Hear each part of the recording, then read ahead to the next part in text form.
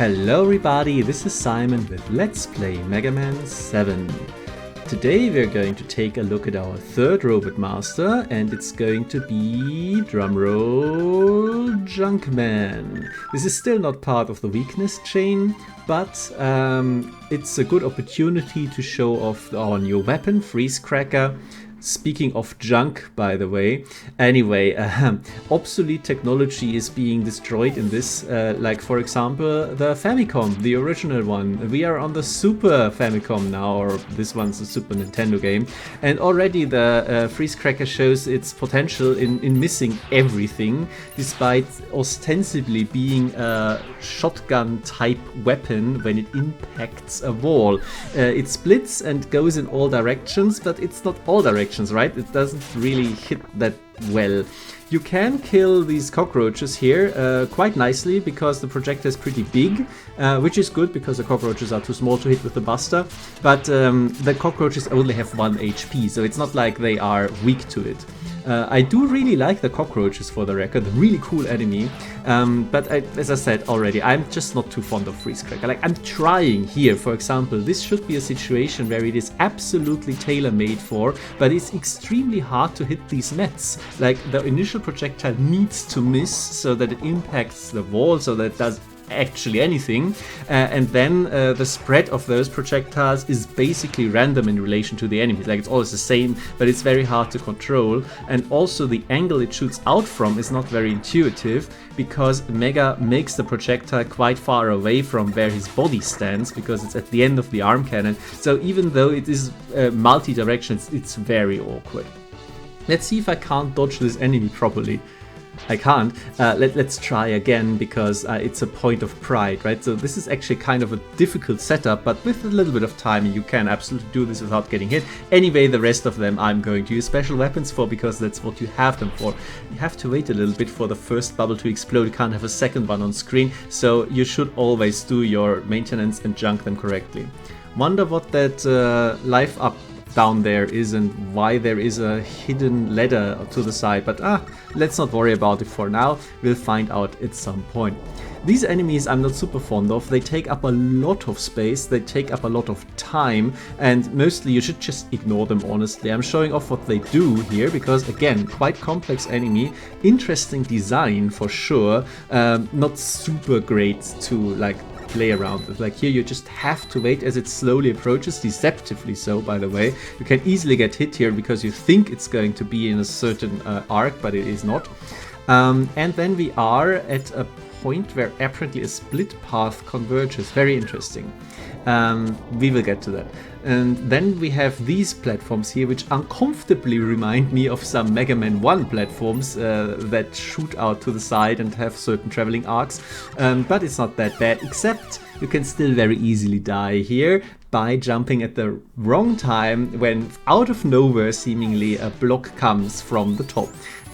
This was deliberate, by the way, because as it turns out the checkpoint is kind of cruel. It's way before the path split, so I can show it off. Freeze Cracker has an environmental interaction. You can freeze the molten slag metal here and get the S plate, 3 out of 4. And you can keep freezing stuff, for sure. This is how you do it normally.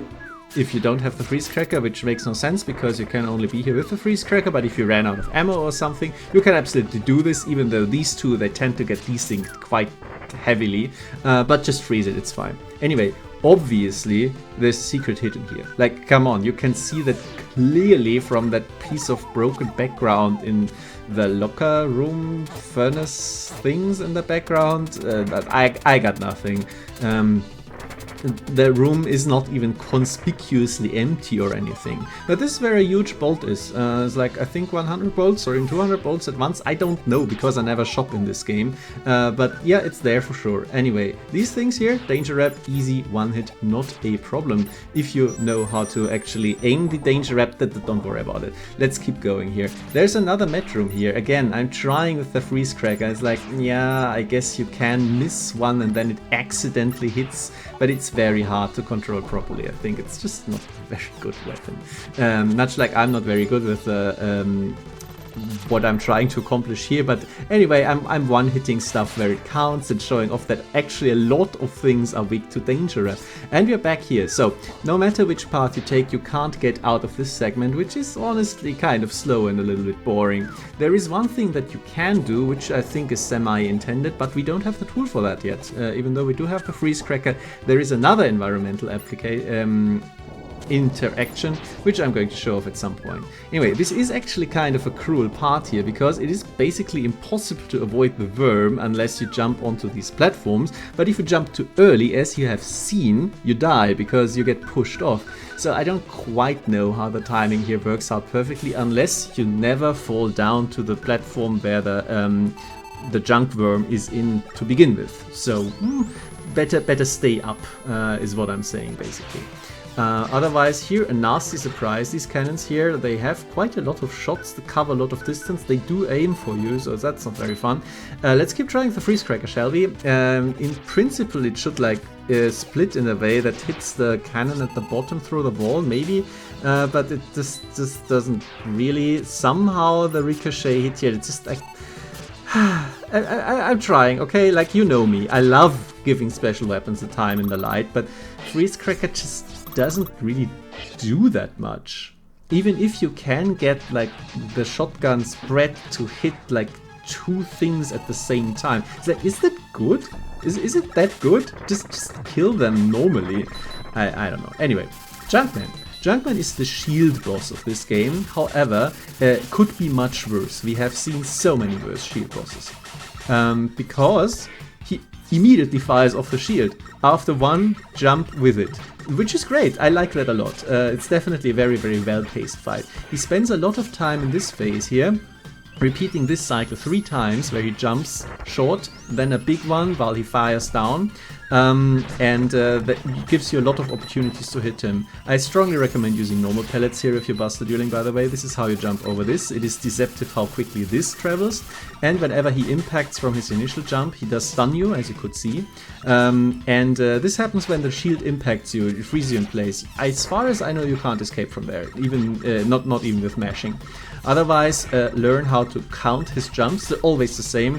2 short, 1 long on the other side, and then he goes up, does the stun again, kind of hard to avoid, similar to, you know, Gutsman, inspiration here maybe, and then he repeats the pattern. Very heavily patternized, not very dynamic for sure, but it is still a pretty damn good fight in my opinion, especially because, as you could see here, you can actually shoot through the shield. If you mash, you can damage him, and it's never like a big problem of having to wait around. The only thing that he does block for a while is when he summons the magnetic block, but that's not that big of a deal. Overall, pretty good fight, not too hard. I wasn't doing it super cleanly, but I still could easily do it with the life that I had at the end. And then you get the junk shield, which, as I might have mentioned, is one of the best weapons in the game, or was it in a script recording? Anyway, Dr. Light is like, it's not that good because they get destroyed at some point. It's very good. It's very, very good, and I strongly recommend getting it early and using it a bunch of times, and we're going to see next time, of course, just how good it really is. We also will see a tiny bit of Junkman stage at some point in the future, as I might have hinted at. For now, however, we are done with this level, which is overall okay. It's fun that you can choose the paths. Thank you very much for your attention.